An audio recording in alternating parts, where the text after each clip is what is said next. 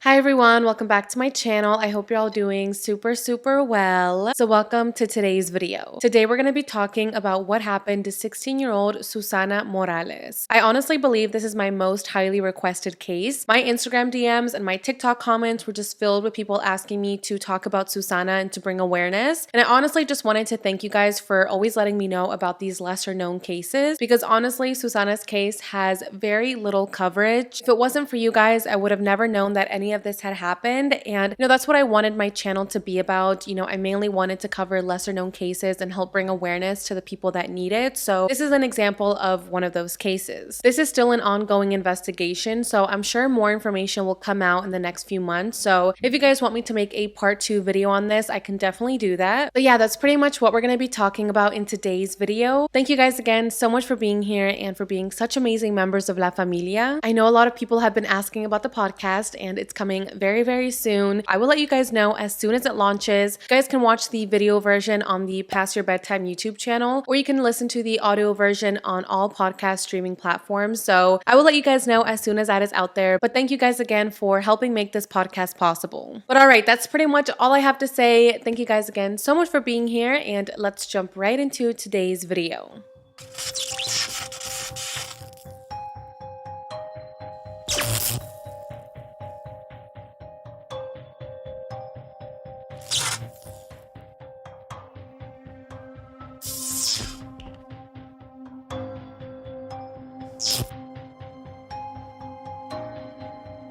Susana Morales was a 16-year-old freshman in high school living in Norcross, Georgia. She was the youngest of 3 girls, and she had an older sister named Jasmine whom she was very close to. Everyone says that the family was very close. They all enjoyed spending time together. They would go to the movies together. They would go out to eat. They just really had a close relationship. One thing that Susana really loved to do was to sing and play music. So she played the piano, and at the time of her disappearance, she was learning how to play the guitar. So there are a couple of videos out there of Susana singing, and she honestly had such a beautiful voice. She just really loved music, and she loved to play it for her family. She was a cheerleader in high school, and her mom says that she was just very calm. She wasn't rebellious. She didn't really get into trouble. She wasn't in her crazy, rebellious teenage era. She was very calm, and she honestly enjoyed spending time at the house with her family. She was just an overall happy person. Yes, she had a little bit of an attitude, but they loved that about her, and she was always smiling and just had so much to look forward to in life. On Tuesday, July 26, 2022, the Morales family had a pretty normal day. It was summertime, so Susana wasn't in school yet, but she was really looking forward to getting back to classes. She actually planned to go shopping the next day with her mother, Maria, to buy school supplies and, just get everything ready for the new season. In the meantime, while classes were on break, she would work with her mother to earn some extra money. So that day, Maria and Susana arrived home at around 4 p.m. They got home, they kind of refreshed themselves a little bit from a long day at work, and at about 6 p.m., Susana walked over to her mom and told her that she was going to go visit a friend. Now, this friend lived very close to the Morales home. If you look at an aerial view of the map, you can see that Susana's house was literally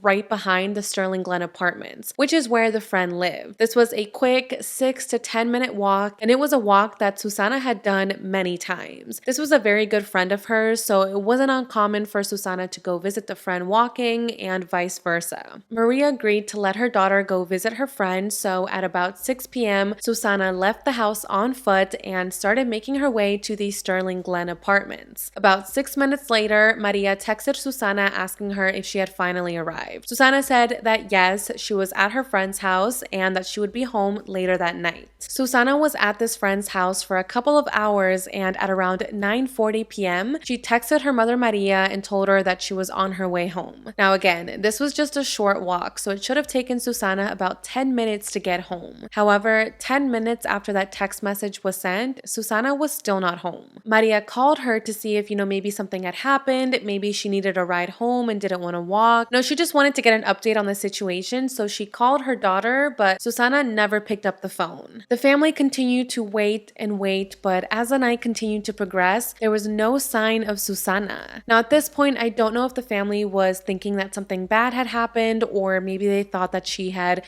gone back to the friend's apartment to spend the night and had forgotten to tell them. I'm not sure what they were thinking in that moment, but when morning rolled by on July 27th, the family decided to call the police department at 9 a.m. and report Susana as missing. I mean, the entire night had gone by without any contact of Susana. She wasn't answering any of their text messages. She wasn't answering any of their phone calls. I mean, this was just very odd, and it wasn't like Susana to go completely MIA. The Morales family calls the police department to report Susana as missing, and the officers tell the family that they actually need to wait 48 hours before reporting her as missing. They also thought that Susana was just a runaway. They figured that she was just a typical teenage girl that wanted to go to a party or wanted to go hang out with a boy, and that's why she wasn't home yet. However, Susana's family knew that that wasn't the case. There was no way that she would just run away and not let her family know that she was okay and that she was safe and that they didn't need to worry about her. On top of that, she didn't take any of her personal belongings with her. She didn't pack any clothes, any makeup, any shoes, nothing. She literally just left with her purse and with her phone. That was it. She had no history of running away, and I feel like your family just knows you best. If your family has a gut feeling that something happened to you, then they should 100% trust their gut and not just believe what the police are saying of like, oh, she's a runaway, like don't worry, she'll be back soon. The family emphasized that to the police. They kept telling them like, no, this is not the case here. Like Susana did not run away. Like you need to find her. And they just kept telling the family that there was no evidence that a crime had occurred. There was no evidence that anyone had been abducted or that anyone had been hurt in the situation or that Susana was in any type of danger. The police department didn't even want to release a statement letting the community know that Susana was missing and to keep an eye out for her. Now, when Jasmine heard all of this, she was so confused and so frustrated. She was thinking to herself, how could she have run away from home when she was literally walking home? Like she literally was about to be at her house when she disappeared. It just didn't make any sense, and since the police department didn't really want to help out and didn't really want to support the family, the Morales family knew that it was up to them to spread the word and to find Susana. The Morales family started going around the neighborhood, passing out flyers, asking all the neighbors if they had seen Susana the night of her disappearance. Susana was last seen wearing light blue jeans, a yellow spaghetti strap shirt, and white Crocs. So they started showing this picture to everyone in the neighborhood, asking them to just try to remember if they noticed her walking or they saw something odd. And one of the neighbors actually did. One of the neighbors said that they had a camera doorbell that actually caught Susana the night of her disappearance. The family went to go look at the footage, and it shows Susana walking near Singleton Road and Indian Trail Lilburn Road before 10 p.m. This neighbor's house was literally just a few houses down from the Morales home. Literally just a 1-minute walk. Since the neighbor's house and the Morales house was only a minute away, Jasmine says that something in that minute must have happened to Susana. Happened in between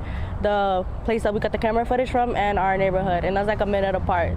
So something happened in that little minute, and we just haven't been able to figure out what happened. So all they needed to figure out was what had happened within that minute. This security footage also shows that Susana was alone. She had her phone on her, and it didn't appear like she was running away. She was literally making the path on the way back to the house. So this should have proved to the police that she wasn't running away and that something bad must have happened to her. So the family showed the police this footage, but they still were a bit hesitant to call Susana a missing person. One thing the police did do was to check Susana's phone records just to see if it would ping somewhere that could help kind of pinpoint where she was last seen and kind of help put together a timeline. They checked the phone records, and it showed that Susana was walking in the direction of her house on Singleton Road between 10:07 p.m. and 10:21 p.m. Then between 10:21 p.m. and 10:26 p.m., her phone indicated that she was in the area of Oak Lock Trace and Steve Reynolds Boulevard. After that, either her phone died or it was turned off. Now, police haven't revealed why they believe this, but they did come out and say that based on her phone records and based on the route that she had that night, they do believe that somewhere between 10:21 p.m. and 10:26 p.m., Susana got inside a vehicle. Again, they haven't released why they believe that. After going through Susana's phone records to try to put together a timeline of what happened the night she disappeared, the case started moving very slowly. There weren't any press statements about Susana. I mean, nothing was really happening in the investigation. The family at this point was feeling so frustrated. Like, they didn't understand why this wasn't on the news. They didn't didn't understand why the police weren't doing press conferences talking about how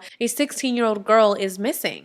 Again, at this point, the police were thinking that Susana was most likely a runaway. So the family really had to put in the work themselves to get out to the news stations and talk about Susana and just try to get the word out. The family just didn't want the case to lose any type of momentum, so they remained very vocal throughout the investigation. Jasmine was doing interviews on TV talking about her sister. Maria was also talking to Telemundo Atlanta about what happened, and honestly, Telemundo Atlanta was really good at talking to the family about this and just kind of being their voice for them. Maria says that she did feel discriminated by the Gwinnett County Police Department because they were Hispanic. She just felt like there was a language barrier and that they just weren't taking her seriously because she was Hispanic. So Telemundo Atlanta stepped in and they really helped the family get the word out there. There was a specific reporter, I can't remember her name, but I'll put her name and photo here on the screen, but she was doing a great job of covering the case, of making it known in the community and putting pressure on the police. This reporter was emailing the Gwinnett County Police Department asking for updates in the investigation, asking them, what's the holdup? Like, why haven't you released a statement talking about Susana Morales? Telemundo Atlanta was really in the police department's face, just kind of letting them know, like, hey, we care about what's happening here and we're not going to let this story go away. And sometimes I feel like you need that. If you feel like the police department isn't helping you, I feel like one thing that has always shown to work is applying public pressure. If the community and the public starts knowing about what's going on, they start talking about the case on social media and on television and just really putting the pressure on the cops' back of like, hey, like this needs to be solved. I feel like the majority of the times that does work and it makes police really step into action because they don't want to receive heat from the public. That was a goal of Telemundo. They just really wanted to apply pressure and it actually worked. About a month after Susana's disappearance on August 29th, 2022, police finally released a press release talking about Susana's disappearance. This was the first time that they had ever publicly acknowledged that Susana was missing, and the first time that they had ever reached out to the public asking them for help to solve the case. Jasmine says that the reason that they released the statement was because they felt the pressure from Telemundo. They felt the pressure from the community, and that's why she's so grateful that the community was there to help and support the family in getting the word out. Again, that's why I think social media and television is so important when it comes to these cases. If there's a family out there asking for people to help and to spread the word, I feel like the most that we can do as society and as a public is be the voice for them, whether it's sharing it on Facebook or just sharing it on Twitter or even just retweeting something or reposting something on your story. It's still helping spread the word out there. And look at what can happen when you make a story known. After this public statement, Crime Stoppers Atlanta joined in and they actually offered a $2,000 reward for any information leading to Susana's safe return. Police say that they were following any tip and any lead that would come in about Susana, and her family was literally doing the same thing. They were very active in the investigation, and if a tip would come in from Florida or,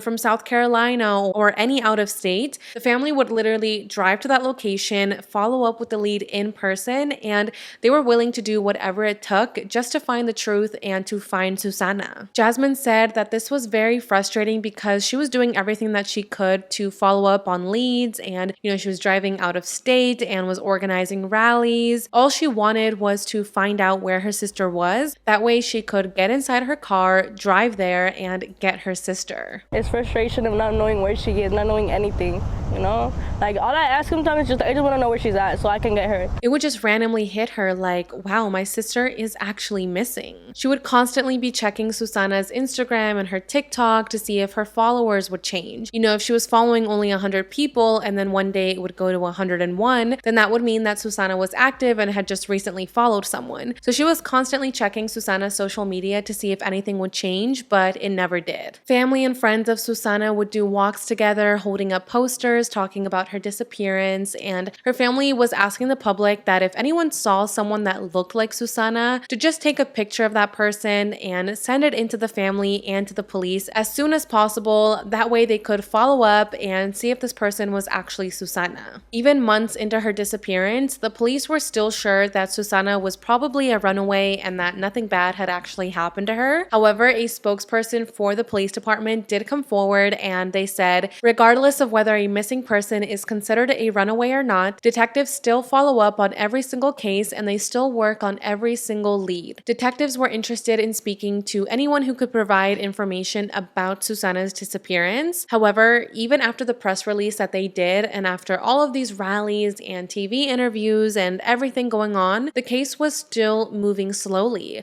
and months would go by without any serious movement in the case. It actually wasn't until earlier in this year of January 2023 that police reached out to Susana's family for more details about her case, more details about Susana, and they also asked for Maria to provide a DNA sample, and they also asked for Susana's dental records. Now, when the family heard this, they were a little bit confused and honestly concerned. They thought that this was a bad sign. You know, why else would the police be asking for DNA and dental records unless they were thinking that Susana was already dead and that they would need this in the future to make a confirmation. So the family was a little bit nervous about the fact that police asked for this information, and they also were surprised that it took police so long to even ask this. Listening to Susana's mother, Maria, speak is just so heartbreaking, you guys. Like, it is very difficult because, you know, she kind of reminds me of my own mom, and just hearing her talk about this just really makes you realize how alone and frustrated she felt. She just felt like it was the Morales family against the police department. I was watching this interview that she was doing with Telemundo, and at the time she was in South Carolina following up on another lead. Again, like I said, the family would literally travel out of state to follow up on any tip. So at the time she was currently in South Carolina, and she was telling the reporter how, you know, she's out there searching for this tip, and at the same time her boss is calling her, telling her that she needs to come back to work in Georgia. And Maria is telling her boss, like, I'm sorry, but I just got a new tip about my daughter's investigation. Like, I have to go follow this up. And her boss kept telling her that she needed to come back to work and that her priorities and her responsibilities belonged to the company. Maria was crying while talking about this, and she says that she just felt so scared and frustrated because, you know, she's out here risking to lose her job and her livelihood just to follow up on a lead, which is something that the police should be doing. Her boss is literally yelling at her, telling her that she might lose her job if she doesn't come back to work, and all Maria can think about is, no, my responsibilities don't lie with my job. My responsibilities lie with my daughter. Like, I'm her mother. How am I not going to be out here searching for her every single day? And just hearing Maria cry and talk about how she was willing to lose her job if that meant she could go follow another lead, it just made you realize how unfair certain things are. And I just wish there was maybe like a resource or some type of funding or something that could help these families of missing person. You know, when they need to take time off to go on searches or they need to take time off to kind of like grieve everything, I wish they didn't have to risk losing their job in order to do this. I just feel like if that was your child or your loved one, I'm sure you would be out there every single day searching for answers and searching for closure. So the fact that Maria's boss was telling her that her priorities needed to be at her company is just crazy to me, and I just feel so bad for Maria and for the rest of the family. In this interview, she was also saying that she didn't know if someone had drugged her daughter, if someone had kidnapped her, if someone, you know, had her tied up somewhere, or if someone had just dumped her body on the side of the road. That was the most frustrating part for her, is she just had no idea where her daughter was, if she was eating, if she was drinking water, if she was in any pain. Every single day, she just kept thinking of different scenarios of what might have happened to her daughter. And in February of 2023, Maria finally received an answer, but unfortunately, it was not what she had hoped for. On February 6th at 6:30 p.m., a driver going along State Route 316 between Drowning Creek and Barrow County pulled over on the road to take a phone call. As he was on this phone call, he was walking into the wooded area, and that's when he came across human remains. He immediately called the police, and as soon as police got there, they taped off the crime scene, and they also transported the remains to the Gwinnett County Medical Examiner's office. And that's when the medical examiner determined that these human remains belonged to 16-year-old Susana Morales. They were able to confirm that this was Susana through the DNA that Maria provided and through her dental records. This was not the news that the family expected. I mean, they were holding on to hope that Susana was still alive and that she was out there somewhere and would be returned home safely. But to know that she was out there by herself for who knows how long in just this wooded area all alone just broke their heart, and it was so difficult to process. While this was the worst news that they could have expected, it also was kind of a sense of relief because now they finally knew where Susana was. They could finally bring her home, give her a proper burial, and have a place where they could visit her and talk to her. The family did set up a GoFundMe campaign to cover the funeral cost, and they were able to raise over $23,000 to help pay for the funeral, which is just amazing. The fact that people, strangers donated to this family and helped pay for this funeral and supported the family. Now that they had found Susana's body, the next step was to figure out who had done this and why. Why would someone want to kill a 16-year-old girl? After finding Susana's remains, police went to go look at the timeline of the night of her disappearance. And after going through the timeline once again, they believe that Susana died between 10 p.m. on July 26th, the day she disappeared, and 2 a.m. on July 27th. So by the time the family had reported her missing at 9 a.m. on July 27th, police believed that Susana was already dead. All this time, police were thinking that Susana was a runaway and that she wasn't in any type of trouble or in any type of harm. And it turns out that police were wrong and that the entire time, Susana was dead. Going back to the investigation, police wanted to look around the wooded area to see if they could find any type of evidence,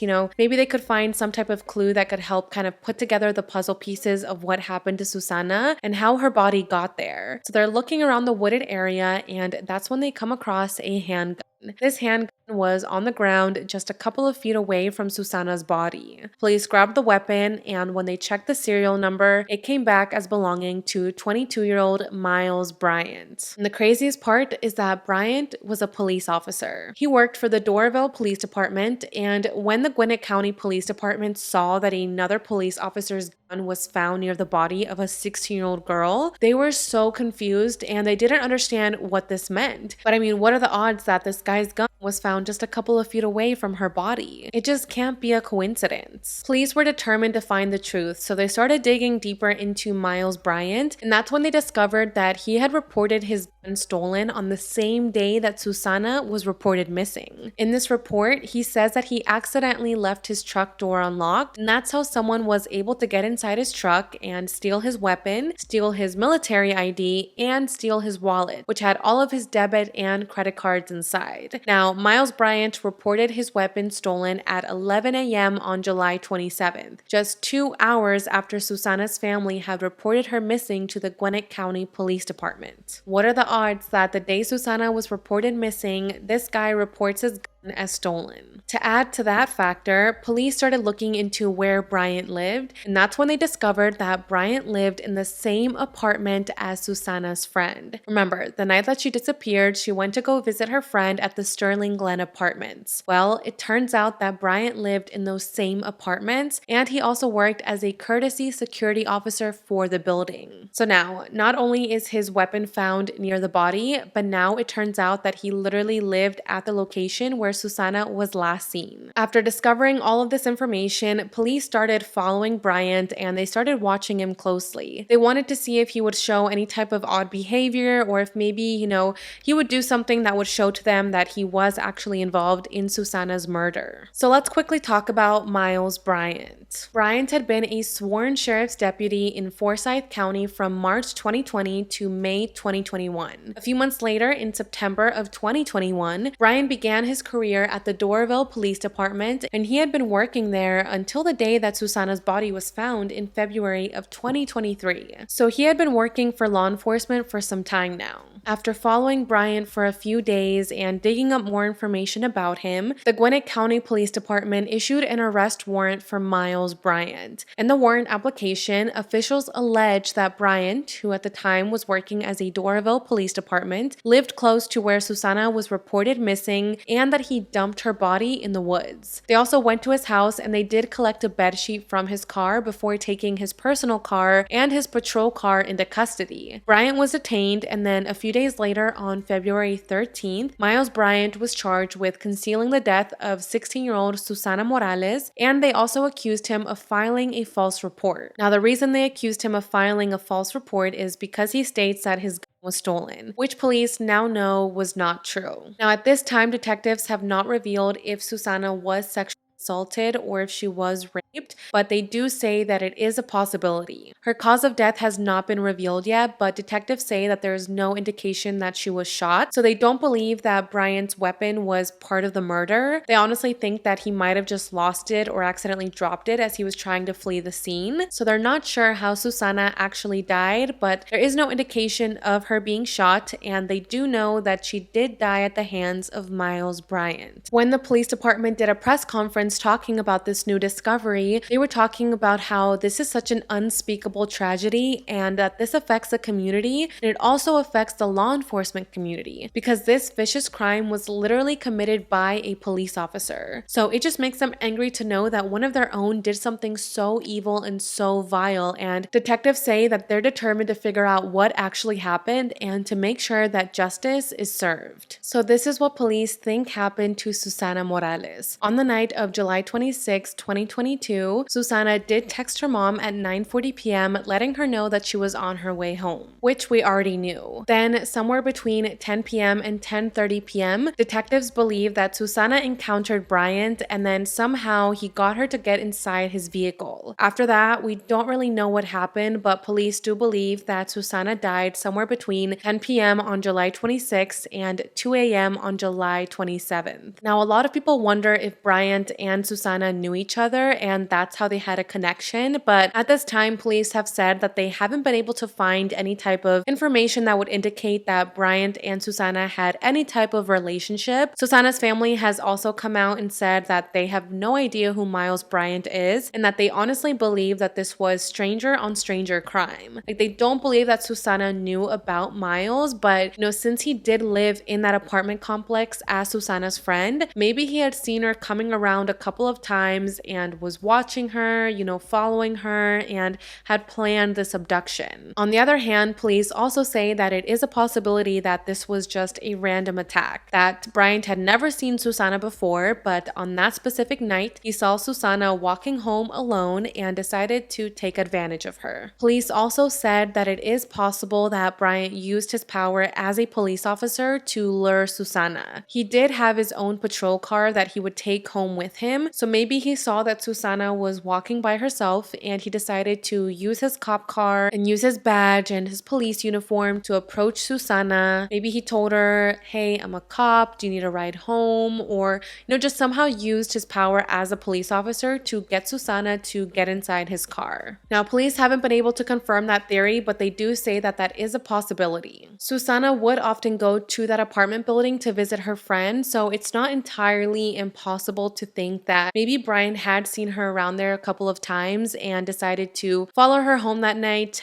try to make some type of move, got rejected, and then decided to kill her. Either way, it's just so heartbreaking and infuriating that a police officer is the one that did this. A police officer that said he was supposed to protect and serve the community, but instead he decided to abduct and murder a 16-year-old girl. It's just absolutely disgusting, and again, Jasmine and the Morales family say that the last thing they ever expected was for a police officer to be the killer. That was never something that crossed their mind. They never thought to themselves once, oh, maybe a cop did this. They always thought that it was just a stranger, some random person, not a police officer. As soon as the press and the community got a hold of this story and realized that a police officer has been accused of killing Susana, people started digging deeper into Miles Bryant, and that's when they discovered that he was not a good person at all. He literally had a history of stalking and harassing people, yet somehow he was still on the police force. It was revealed that in October of 2022, Bryant responded to a report of a missing child, but he waited 3 days to finish the report, which is crazy because if you get a report about a missing child, you should finish that report as soon as possible. But it took Bryant 3 days to do this, and because it took him so long, he was written up for this behavior. Then in 2018, Bryant was accused of trying to enter a neighbor's house through a window. Police were called to the scene and Bryant denied doing this. He said he never tried to enter the neighbor's house through this window and that none of this was true. Now, when police spoke to the neighbor, they actually decided not to press charges, so the case was closed. Now, more recently, a woman named Alicia came forward and she told Fox 5 that she had actually actually been stalked by Miles Bryant around the same time that Susana disappeared. Alicia Bates is 21 years old, and she says that she has known Bryant since the 5th grade. As they both got older, he tried to reconnect with her, but she wasn't really feeling it. She just didn't want to be his friend again, so she told him no, and Bryant didn't take this well at all. He began stalking and harassing Alicia. He was so aggressive that Alicia actually feared for her life. She ended up getting herself a firearm to protect herself, and she reported his behavior to the Doraville Police Department and to the Gwinnett County Police Department. I mean, this guy was a cop, so Alicia was worried that,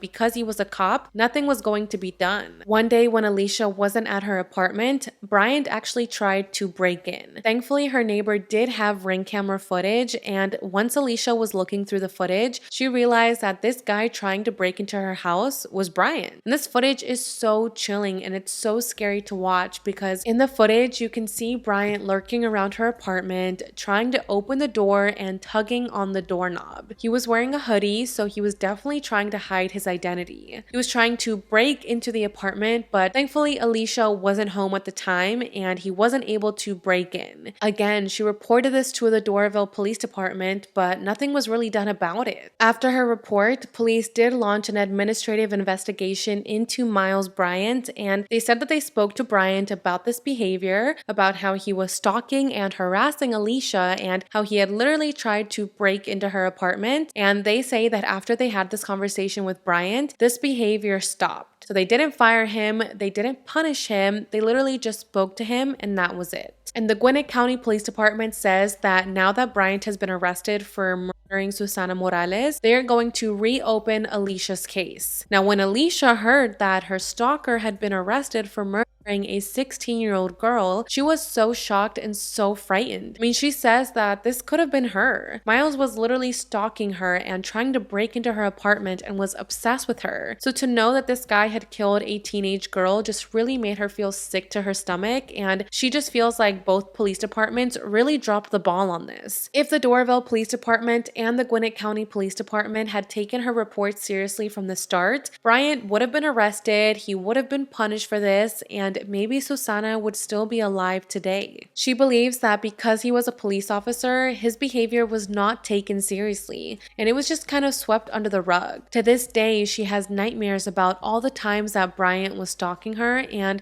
she just wishes that police had taken her seriously from the start. I woke up with nightmares. She is still shaking. Alicia Bates says that on Monday, when she saw that Gwinnett County Police had arrested now former Doraville police officer Miles Bryant in connection with the death of 16-year-old Susana Morales. Bates said to herself, It could have been me. Alicia Bates says she now believes Bryant is the same man who had been stalking her over several months last year, even breaking through her door when she wasn't home, she says, and trying to get in several other times, as seen on a neighbor's doorbell camera. When I saw him on camera and saw what he was capable of and doing, trying to break in, it had me very scared for my life. A screen grab from one of those videos in October shows the man's face, and that's when Bates says she identified the man as Miles Bryant, a childhood friend who had recently tried to reconnect with her. But she had stopped returning his texts. She reported Bryant to Doraville Police and to Gwinnett County Police. But Doraville Police tell us there is no proof it was Bryant who was committing any crimes against Bates. They told Bryant of the stalking complaint, and after that, quote, the behavior stopped. And we're working to find out what Gwinnett County Police did with her complaint. I just think it's crazy how this police officer was literally being accused of stalking and harassing someone. And instead of being fired and getting their badge and their gun taken away from them, they were just giving a warning and a talk, and that was it. So obviously, Miles Bryant had a lot of issues and he was not a good person. On February 23rd, his charges were updated to murder and kidnapping. He appeared in court dressed in a green jail uniform, and he appeared quiet, calm, and he barely reacted when his new charges were read. He tried to apply for bond, but it was denied because the judge said that Bryant is a danger to the community. It stated that he should be back in court in about 4 to 6 weeks for his preliminary hearing. So we will see what happens with all of that. I will keep you guys posted down below, and again, there will be more information coming soon, so if you guys want to see a part 2, I can definitely do that. Obviously, after his arrest, everyone was looking at the Doraville Police Department to see what they would say about the subject. I mean, one of their police officers is literally being charged with murder. newspaper. So people wanted to see what the Doraville Police Department had to say. They did come out with a statement and said that Bryant was no longer on the force. They said, quote, "The city of Doraville was notified the afternoon of Monday, February 13th that the now former police officer was being served felony arrest warrants by the Gwinnett Police Department in connection with the disappearance and murder of Susana Morales. The city of Doraville and its police department are fully cooperating with the Gwinnett Police Department in its investigation of Mr. Bryant. Our prayers rest with the family and friends of Susana Morales and everyone else affected by this tragedy." To add to this, a lot of people are still criticizing the police department for how they handled the investigation. From the start, they were adamant that Susana was a runaway, and the family and the public feels like they did waste a lot of time at the beginning. They weren't putting out flyers, they weren't doing press releases, they weren't really doing as much as they should have to find Susana. Despite receiving so much criticism, the Gwinnett County Police Department has come out and they have defended their investigation. They came out and said that they stand firm about how they handled the case and that detectives continuously worked on Susana's case since they received it, and that they have kept in constant contact with the Morales family, keeping them updated on what was happening in the investigation. They were following up on every single lead that came in, and they were working overtime to figure out what actually happened. Even now, they are still asking for the public's help in coming forward with information that could help put together this investigation. Yes, Miles Bryant has been arrested for the murder of Susana Morales, but police still feel like there are missing pieces. They still need to put together, how this happened, how Miles got in contact with Susana, how she got inside his car, how her body ended up in the woods. There's just a lot more information that police need. So if you know anything about what might have happened to Susana Morales, or you potentially saw something the night of her disappearance, please come forward and contact the Gwinnett County Police Department at 770-513-5300, or you can call Crime Stoppers Greater Atlanta at 404-577-TIPS to remain anonymous. As for Susana's family, they still want justice and they still want closure. They just want to know what happened to Susana and why this happened. They were actually at Susana's funeral when they got the news that Miles Bryant was arrested. So they were literally burying Susana when they got notified that a police officer was the one responsible for Susana's death. This completely broke everyone's heart, and Jasmine wonders if maybe that's why the investigation took so long. At the end of the day, the family wants the Doraville Police Department to be held accountable for knowingly hiring a man with a history of violence, stalking, and harassment, and for not taking accountability for the harm that this guy has committed against Susana, against the Morales family, and against the other women he has also victimized. They just feel so hurt that this happened to Susana, and they just don't want this to happen to anyone else ever again. There is a fundraiser currently going on where they're trying to raise funds for their legal costs and for the loss of work that they had for the past almost year, advocating for answers and searching for Susana. They also want to use this money to create a memorial in her honor, so I will link that down below if you guys are able to make a donation. If not, you guys can just share it, share this video or share her story. I will definitely be making a donation on behalf of La Familia, but all of that info will be down below. The family also has a couple of demands for the Gwinnett County Police Department. Their demands include wanting a fair and transparent investigation from the Doraville County Police Department against Miles Bryant. They also want all charges filed against him. They want him to be convicted of first-degree murder, and they also want acknowledgement that Title 35 of the Georgia Code was violated when officers told the family to wait 48 hours before reporting Susana as missing. You can read more about this on the page that the family created called Justice for Susana. On that website, you can find more information about the case, more information about how to help, where you can donate, and a petition that you can also sign.